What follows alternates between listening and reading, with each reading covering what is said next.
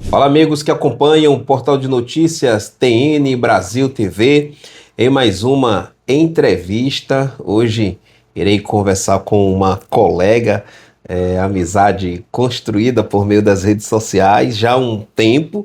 Sim. Tentamos por diversas vezes, uma entrevista, um bate-papo, não foi possível, mas hoje nós temos essa oportunidade, né, de conversarmos um pouco e sabermos um pouco sobre Tamires Carvalho. Então, muito obrigado, Tamires, por ter vindo aqui conosco. Eu que agradeço a oportunidade. Ok, vamos lá. Em off, você me falou que é natural de Moaná, mas reside em São Sebastião da Boa Vista, município onde tenho vários amigos, assim como em Moaná. Então, fala um pouco para a gente aí sobre Moaná e a sua ida para São Sebastião. Bom, eu sou de Moaná, nasci lá, morei até os meus 16 anos de idade, na zona ribeirinha, e passei minha infância toda tendo aquela realidade ribeirinha, e eu tive que ir para a cidade para terminar o ensino médio e tentar o vestibular. E aí a cidade mais próxima foi São Sebastião da Boa Vista, que é a cidade que eu moro até hoje e que também está no meu coração. Eu me sinto boavistense. E atualmente eu trabalho lá, me formei lá, então já tenho a minha vida lá. Fala um pouco sobre São Sebastião. A vista é boa mesmo, né? São Sebastião da Boa Vista. Então, deve ter alguma coisa lá que de fato justifique o Boa Vista. Eu posso dizer que nós temos o melhor pôr do sol, então é uma vista linda. Geralmente as pessoas, quando elas viajam para lá, elas se encantam, né? Vão no final da tarde olhar o pôr do sol. E é uma cidade linda, não é porque eu moro lá. Eu até convido quem quiser ir lá, pode ir conosco, é muito bonito. Tamires, você esteve, e eu acho que foi justamente lá que ficamos de conversar, na COP dos municípios, né, que aconteceu ali em conexão com a COP 30, né? Como é que foi essa experiência de ter vindo aqui para a COP dos municípios? Eu não sei se você chegou aí na COP propriamente dito, mas como é que foi a COP dos municípios? Para mim foi uma experiência maravilhosa. Eu fiquei durante uma semana lá no pavilhão dos municípios, onde nós pudemos mostrar um pouquinho da nossa cultura, um pouquinho da questão da nossa culinária também, que eu achei muito interessante. E aí a gente conseguiu ter a troca com os outros municípios do Pará e também do Marajó. E aí a gente conseguiu ter a dimensão também do quanto o Pará ele é rico, né, de cultura. E há uma diversidade, é até uma coisa que eu sempre falo também do Marajó. No Marajó nós temos 17 municípios e entre esses municípios eu falo que o arquipélago ele é feito por vários Marajós, porque a riqueza cultural que eu tenho lá em São Sebastião da Boa Vista é diferente de quem tem em Soure, de quem tem em Breves. Então, eu sempre falo para as pessoas olharem também essas especificidades de cada município. E a COP, ela mostrou um pouquinho disso. Você acha que esse estereótipo, né, que existe em relação à região do Marajó? Recentemente, um movimento religioso esteve na região do Marajó e fez uns cortes específicos já para transmitir aquela ideia de que o Marajó é uma região com um grande peso espiritual negativo, é como se os demônios pairando por ali, e de repente o pessoal adoeceu de uma maneira sobrenatural, né? Missionário passou mal, missionários passaram mal, e depois já contou a história de uma menininha que apareceu, que não sei o que, tal, etc, tal.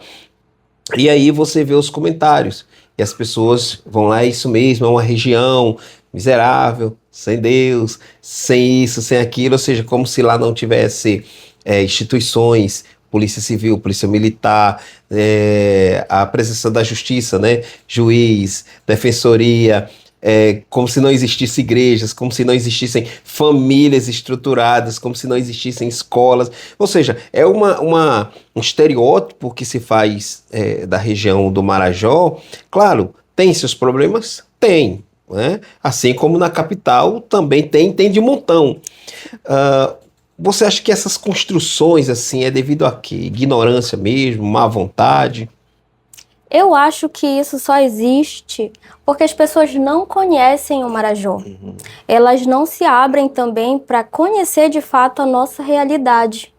E eu falo assim que eu fico muito triste de ver esses comentários na internet, só que por outro lado, eu sei que são pessoas que não vivem o que a gente vive. E eu acho que nem é o local de fala dessas pessoas, porque o local de fala é de quem vive essa realidade. Lá no Marajó, nós somos pessoas que... Eu não gostaria que o Marajó ele fosse visto como um local de carência, um local que não tem nada, um local onde as pessoas não têm estudo, não tem nada, que é esse estereótipo. É só marcado pela violência infantil, marcado etc. por tudo que é de negativo, que é o que a gente percebe que muitas pessoas tentam colocar. Mas eu gostaria que as pessoas pudessem enxergar a nossa riqueza. A nossa riqueza, eu falo assim, que ela não é só aquela riqueza das belas paisagens, né, que a gente observa, que o Marajó tem muito, mas também que existe um povo no Marajó que vive, que sonha, que estuda. Nós temos empreendimentos, nós temos escolas, nós temos universidades, tanto que eu me formei na Universidade Estadual, fiz pós na Universidade Federal, e eu acredito que, assim como eu sei que existem muitos marajoaras que conseguiram estudar e que ainda estão tendo acesso. Hoje o Marajó ele tem acesso a muitas coisas que antes não tinha. Por exemplo, na minha infância, ainda era no tempo que tinha o motor a gerador, então a gente não tinha a luz elétrica, né? Então a gente não tinha acesso a muitas coisas, e hoje a gente vê outra realidade no Marajó, e eu gostaria que as pessoas pudessem enxergar isso e pudessem tirar esse olhar negativo que elas têm. Então de fato as pessoas se abrirem para conhecer essa riqueza que a gente tem, inclusive da beleza, né, que o Marajó tem. Eu falo assim também, eu não sei se o senhor soube, mas ultimamente uma marajoara da minha cidade, o nome dela é Ellen Gomes, ela ganhou o título de Miss Teen Brasil. Então é um título histórico, e isso mostra a beleza e a força também, né, a força dos jovens marajoaras. Legal, legal. Você me chamou de senhor, até pensei que... Desculpa. Não, tô brincando. Olha só, você produz, né, textos, já produziu textos que trabalham a perspectiva da vivência, né, dos ribeirinhos. Fala um pouco sobre a produção desses textos, que inclusive de grande engajamento nas redes sociais, bem como essa vivência dos ribeirinhos, né? Como é a vida do ribeirinho? Claro, a gente vê, por exemplo, o que eu vejo, né, é o que passa na televisão, e às vezes quando vou ali ao Portal da Amazônia, aí eu vejo, não sei se é rabeta, não sei como é o nome daqueles barquinhos lá. O rabudo. Aquele negócio lá, aqueles barulhos e tudo tal, né? E de repente o camarada desaparece, né? Converso com alguns que diz que moram, né, em regiões, né, ribeirinhas, e aí fala um pouco, né, da culinária, etc. Tá. Então fala um pouco sobre esses seus textos dentro dessa perspectiva do povo ribeirinho, da vivência deles. Eu comecei a escrever justamente para tentar... Quando eu fui para a cidade, eu senti muita falta da nossa realidade ali, porque por mais que a minha cidade, a cidade que eu moro atualmente, ela seja a menos de 1 hora do local que eu morava, na zona ribeirinha, mas é uma realidade diferente. Então, na zona ribeirinha eu vivia muito remar, a gente pescava, a gente comia muitas frutas. Então essa vida, essas especificidades é o que eu comecei a colocar nos meus textos. Inclusive eu colocava também muito sobre a pessoa sair da sua região. Por exemplo, muitas pessoas saíram da região ribeirinha e vieram para Belém e foram para outras cidades. Então, só quem já passou por isso sabe o quanto é desafiador, porque são realidades diferentes, a gente tem que se adequar. E aí, nos meus textos, eu tento retratar um pouco disso, tento retratar um pouco da nossa cultura, que eu acho que ela tem que estar em foco. Inclusive, a questão das rabetinhas, que as pessoas chamam de rabudo, antes não existia. A gente remava. No remo, E né? hoje não, hoje todo mundo tem rabudo. Então, é uma facilidade que eu fico feliz, né, de saber, porque hoje o povo ele sofre menos. E isso tudo eu tento colocar nos textos, porque eu acredito que não importa onde eu vá, eu acho que a minha essência, a marajoara ribeirinha, ela sempre vai estar muito viva dentro de mim. E é uma coisa que eu jamais quero que morra, né? Então, o texto é uma forma de eternizar um pouquinho do que eu vivo, do que eu vivi também. E essa vivência, ela é experimentada, ainda que com a tecnologia, com as mudanças, com as crianças, né? Eu vejo as crianças no rabudo, né? Nas rabetinhas, e às vezes até algumas controlando lá o negócio. É normal. Né? Eu até falo que é uma questão de sobrevivência. É que nem aprender a nadar. Eu aprendi a nadar muito cedo, os meus irmãos também, justamente porque aquele ali é o meio de transporte, o nosso meio de transporte, digamos assim. E a questão de nadar é porque a gente mora na beira do rio, então não pode cair na água e afundar, né? Então a melhor coisa é aprender. Mas na tua região ali, né, do Marajó, no teu município, muito açaí, muito peixe, porque assim, embora seja região do Marajó, mas talvez em um município tenha uma coisa em abundância que no Sim. outro não tem. Fala um pouco sobre esse aspecto culinário aí. A nossa terra é conhecida como a terra do açaí. Então, lá nós temos inclusive o Festival do Açaí, que vai acontecer agora no segundo semestre. E é muito importante, assim, as pessoas conhecerem, porque elas vão ver muito açaí, tem até disputa de quem bebe mais açaí. E agora a gente está na época que vai começar a safra, então o açaí que estava caro, né, ele começa também a ficar um valor mais acessível. E a gente tem o camarão, tem o peixe. Então, para quem gosta de comer um camarão com açaí, com peixe, lá é a terra. Mas se eu for para São Sebastião da Boa Vista, eu posso levar granola, leite condensado e Não, vai ter que tomar com farinha. farinha.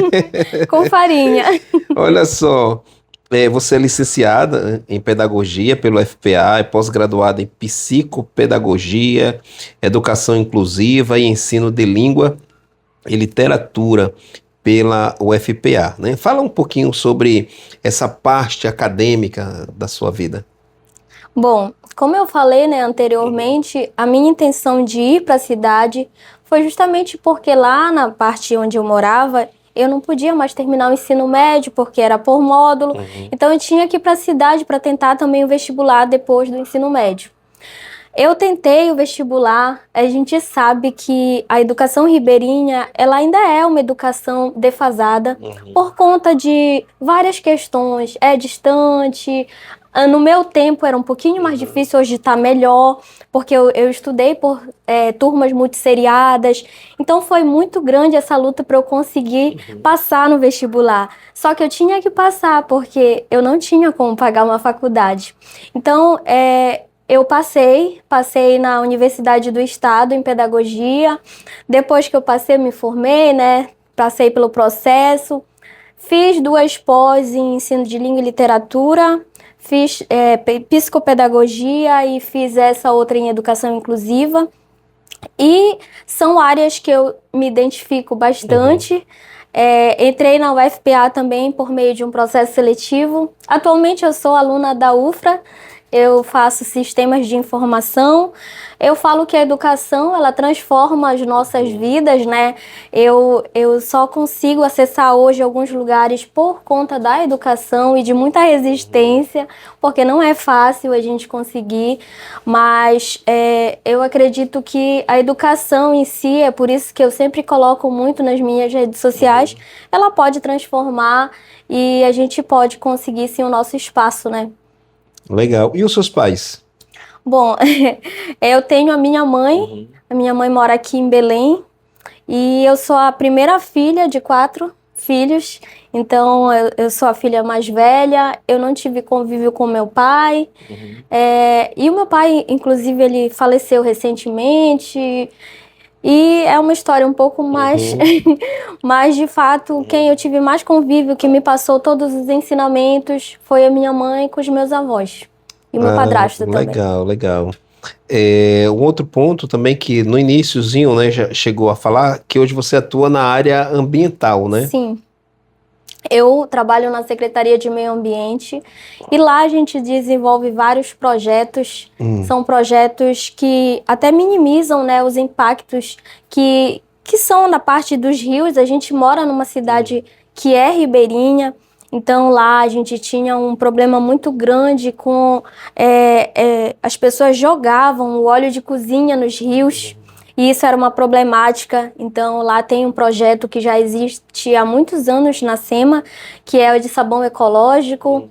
Eu acredito que esse projeto tem em outras secretarias também, que é reutilizar o sabão, o óleo de cozinha para fazer sabão. Então, atualmente a SEMA trabalha com esse projeto e muitos outros. Temos o ecobarco, que as crianças vão nos rios, né, ver o impacto, ver a parte bonita e ver também a parte onde joga os rios, para que criem, né, aquela consciência de preservação ambiental.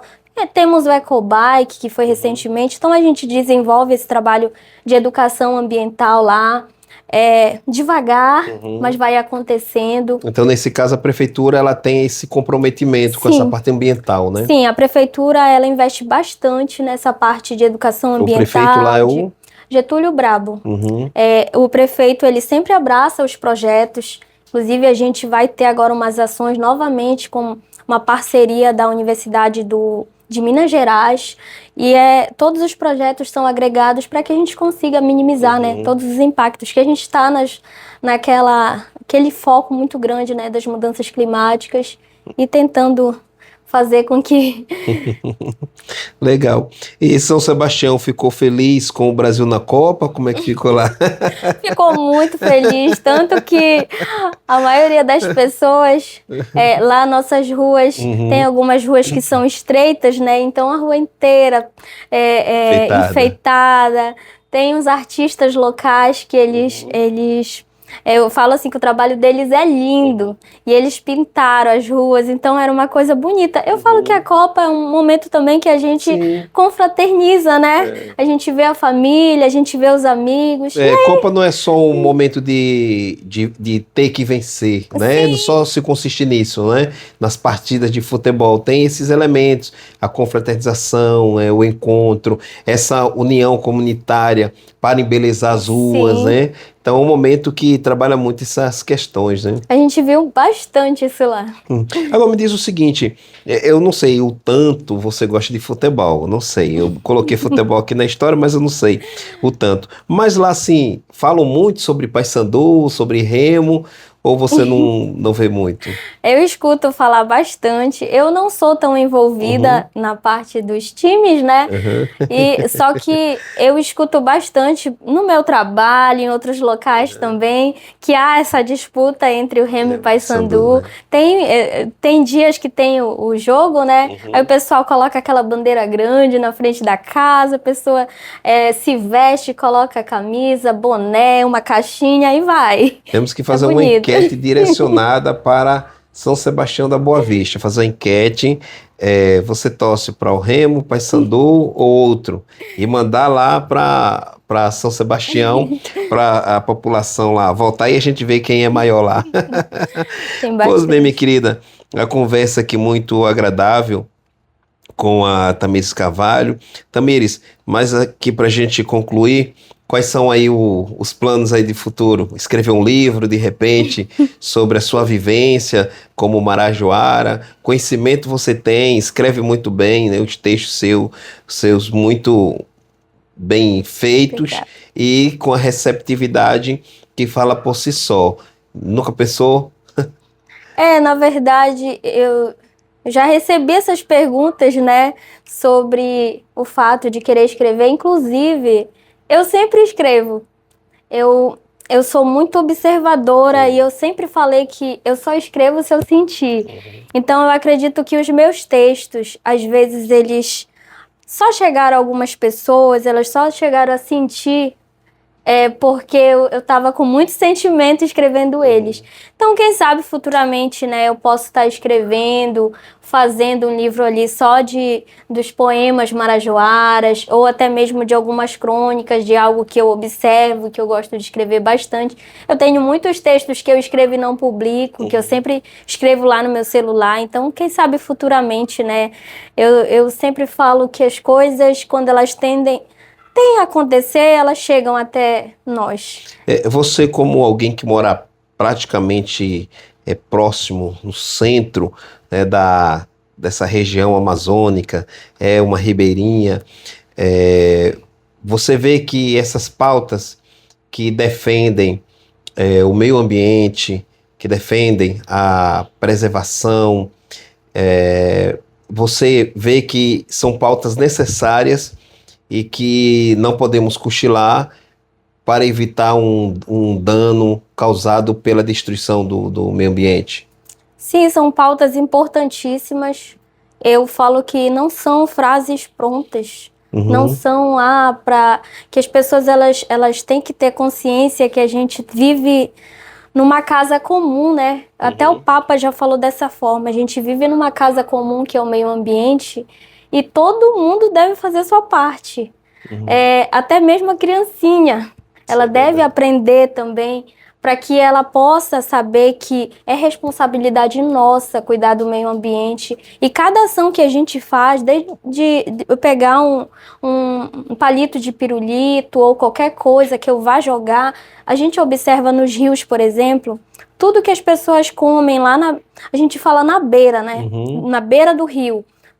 Geralmente vendem picolé, chopp, né, que a gente chama. O chopp é o geladinho, outra coisa, não é o chopp. Então, às vezes as pessoas, elas têm o hábito de jogar no rio mesmo.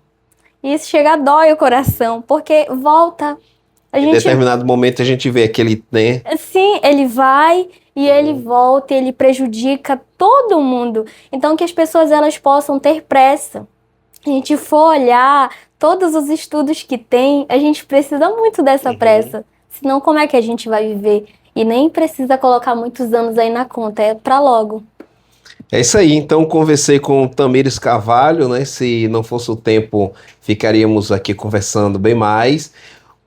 Mas o convite, né?